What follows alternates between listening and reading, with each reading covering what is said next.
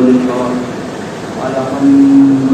رب العالمين والعاقبة للمتقين والصلاة والسلام على سيد الأنبياء والمرسلين وعلى آله وأصحابه أجمعين نحمده ونستعينه ونستغفره ونؤمن ونتوكل عليه ومن شرور أنفسنا ومن سيئات أعمالنا من يهده الله فلا مضل له ومن يضلل فلا هادي له نشهد أن لا إله إلا الله ونشهد أن محمدا عبده ورسوله أما بعد فقد قال الله تبارك وتعالى في شعار حبيبه ومغفرته وعامره إن الله وملائكته يصلون على النبي يا أيها الذين آمنوا صلوا عليه وسلموا تسليما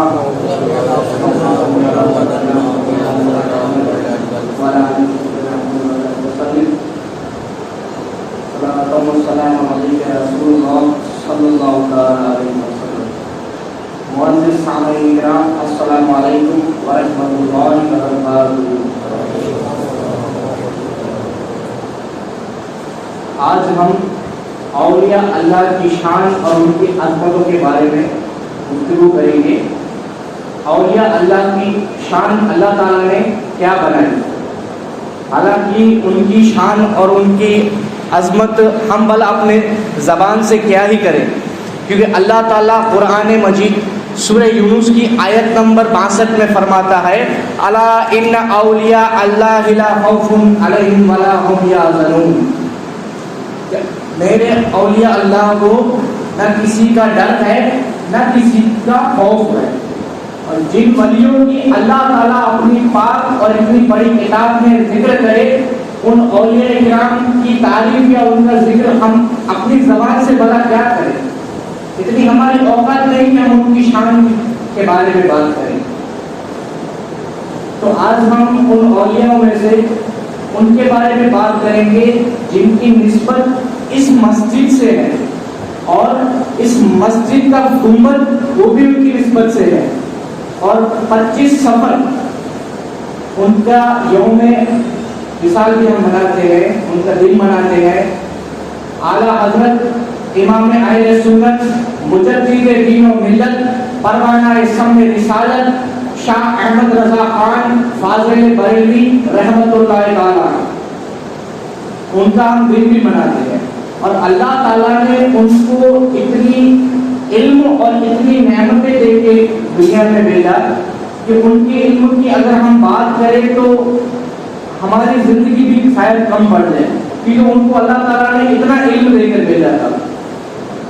وہ جب محض 6 سال کے تھے، ہجری سنہ 1278 کی بات ہے، ان کی عمر مبارک صرف 6 سال کی تھی، تب انہوں نے تقریر، پہلا خطبہ، پہلی تقریر کی. اور ایسی ویسی تقریر نہیں، پورے تقریر 2.5 گھنٹے چلی.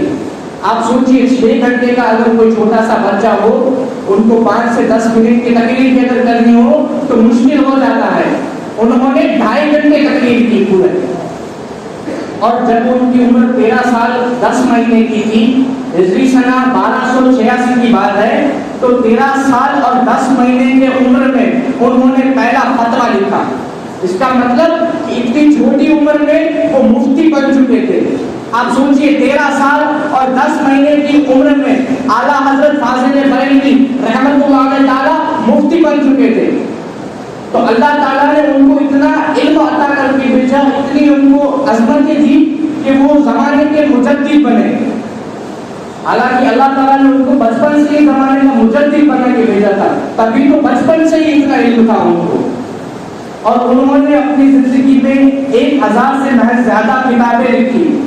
اور ایسی کتابیں نہیں، اگر ان کتابوں کو ہم پڑھنے کے لیے جائیں تو ہماری سوچ مشکل میں پڑ جائے گی.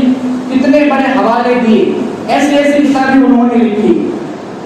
اور جب وہ دوسری مرتبہ حج کے سفر میں گئے تھے، تب وہاں پہ مکہ میں جب پہنچے تو تب وہاں پہ ترکی خلافت تھی. تب وہابیوں کا غلغلہ نہیں تھا وہاں پہ، تب وہاں پہ ترکی حکومت تھی. تب وہاں پہ وہابیوں کے تھوڑے فتنے ایسے کھڑے ہوئے تھے کہ معاذ اللہ حضور صلی اللہ علیہ وسلم کو علم غیب تھا یا نہیں تھا، ایسے سوال پیدا ہوئے تھے. تو وہاں کے امیر مکہ کو خوش کرنے کے لیے انہوں نے ایسے سوال پیدا کیے تھے. تو جب ان کو پتا چلا کہ ہندوستان سے ایک بڑے مولانا احمد رضا خان آئے ہیں تو وہ ان کے پاس جاتے ہیں اور عرض کرتے ہیں کہ حضرت یہ ہمارے جو سوالات ہیں حضور صلی اللہ علیہ وسلم کے علم غیب کے اوپر سوالات کیے گئے ہیں تو آپ ان کے تفصیل میں تھوڑے جوابات لکھیے.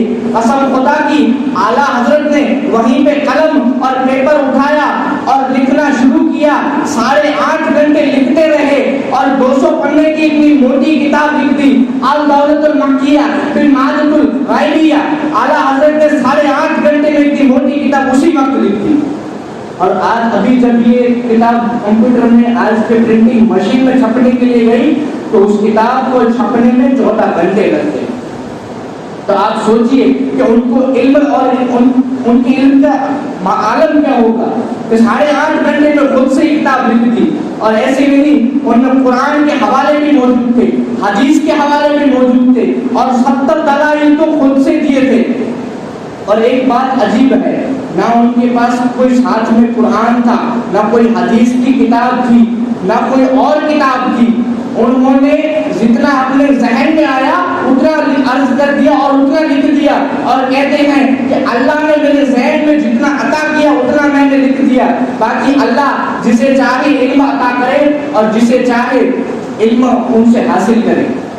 تو آپ سوچیے کتنا علم ہوگا کہ 8.5 گھنٹے میں کسی حوالے کے بغیر انہوں نے اتنی بڑی کتاب کو لکھ ڈالی. تو اولیاء اللہ کی شان اللہ تعالیٰ ایسی بنا کر بھیجتا ہے. اللہ ان کو اتنا علم دے کر بھیجتا ہے اور ان کے ساتھ اور ان کے شاگرد میں یا ان سے جو اختلافات میں آتے ہیں اللہ ان پہ بھی رحم کر دیتا ہے تو ان کی نظر سے ان کی بھی قسمتیں چمک جاتی ہیں. ایک مرتبہ اس دور میں 2 انگریز تھے جو اعلیٰ حضرت کے پاس آئے اور کہتے ہیں کہ حضرت آپ کہتے ہیں کہ بنی اسرائیل کے جو نبی تھے وہ آج کے علماء ان کے نائب ہیں. مطلب آج کے علماء بنی اسرائیل کے نبیوں کے نائب ہیں. تو اعلیٰ حضرت فرماتے ہیں کہ ہاں حضور صلی اللہ علیہ وسلم کی حدیث ہے کہ بنی اسرائیل کے نبی کے میرے امتوں میں عالم ہوں گے وہ بنی اسرائیل کے نبیوں کے نائب ہوں گے. تو 2 انگریز تھے، عقل مند تھے، پڑھے لکھے تھے، وہ پوچھتے ہیں کہ ان نبیوں کو تو چرندے پرندوں کو بھی بولی آتی تھی، ان کی بھاشا ان کی لینگویج آتی تھی. ہے کوئی آپ کے علماء میں سے ایسا جو پرندوں کی ہے؟ آپ کو اگر ہے تو آپ بتائیے. تو اعلیٰ حضرت مسکراتے ہیں اور دور ایک درخت پہ اشارہ کرتے ہیں کہ اس دور درخت پہ 2 چڑیاں دکھ رہی ہے. آگے والی چڑیا کہہ رہی ہے پیچھے والی کو کہ جب ہم اڑتے ہیں تو پیچھے والی چڑیا کہہ رہی ہے کل میرے پیر میں کانٹا چبھ گیا ہے اور میرے پیر میں سوجن ہے تو میں زیادہ تیز نہیں اڑ سکتی. تو ایک کام کر، تو اپنی رفتار کو تھوڑا کم سے اڑنا اور میں زیادہ تیز اڑنے کی کوشش کروں گی تو ہم دونوں ساتھ میں اڑیں گے. تو وہ انگریز ہوشیار تھے، پڑھے لکھے تھے، تو بولتے ہیں میاں ایسے تو کوئی بھی کچھ بھی بول دے گا، ایسے تھوڑی مان لیں گے. اعلیٰ حضرت بولتے ہیں اللہ کی طرف سے جتنا مجھے علم ہے میں نے بتا دیا، اب جاننا تمہارا کام ہے. تو ان میں سے ایک کے پاس رائفل تھی، تو وہ ایک چڑیا کو مارا اور چڑیا نیچے گری. تو وہ اٹھا کر جب دیکھتے ہیں تو ٹھیک اسی چڑیا کے پیر میں کانٹا بھی ہوتا ہے اور اسی چڑیا کا پیر سجا ہوا بھی ہوتا ہے. تب دونوں آ کے اعلیٰ حضرت کے قدموں میں گر جاتے ہیں اور اسلام قبول کر لیتے ہیں اور کہتے ہیں حضرت ہم اتنے عقل مند اور اتنے پڑھے لکھے تو ہیں کہ ہم کو بھی اتنا یقین ہے کہ فلاں درخت پہ فلاں پنکھیوں کو دیکھ کر اگر کوئی یہ بتا سکتا ہے کہ اس کے پیر میں کانٹا چبھا ہے، اس کا پیر سجا ہوا ہے، تو ہمیں یہ بھی یقین ہے کہ وہ یہ بھی جانتا ہے کہ وہ پکشی بات کیا کر رہے ہیں، وہ چڑیا بات کیا کر رہی ہے. اور وہ ایمان لے گئے،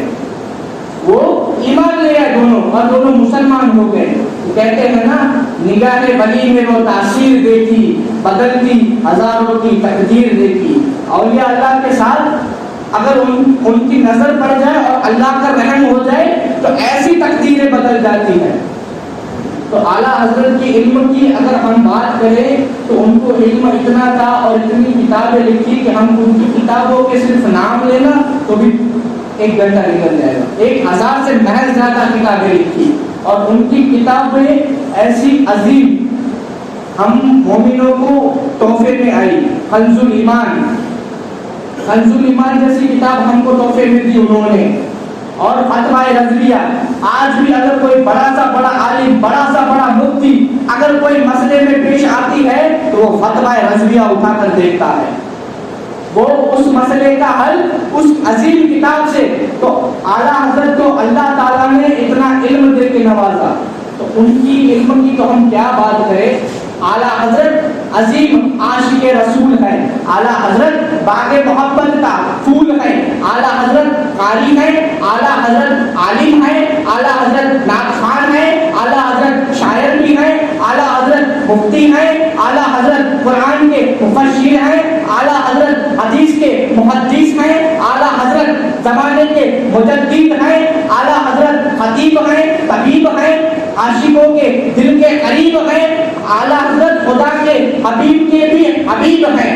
کیونکہ حبیب خدا کا نظارہ کروں میں, حبیب خدا کا نظارہ کروں میں, دل و جان ان پر نثارہ کروں میں. ایک جان کیا اگر ہو کروڑوں, تیرے نام پر سب کو وارا کروں میں, تیرے نام پر سب کو وارا کروں میں, حبیب خدا کا نظارہ کروں میں. وما علینا الا البلاغ, وآخر دعوانا ان الحمد للہ رب العالمین.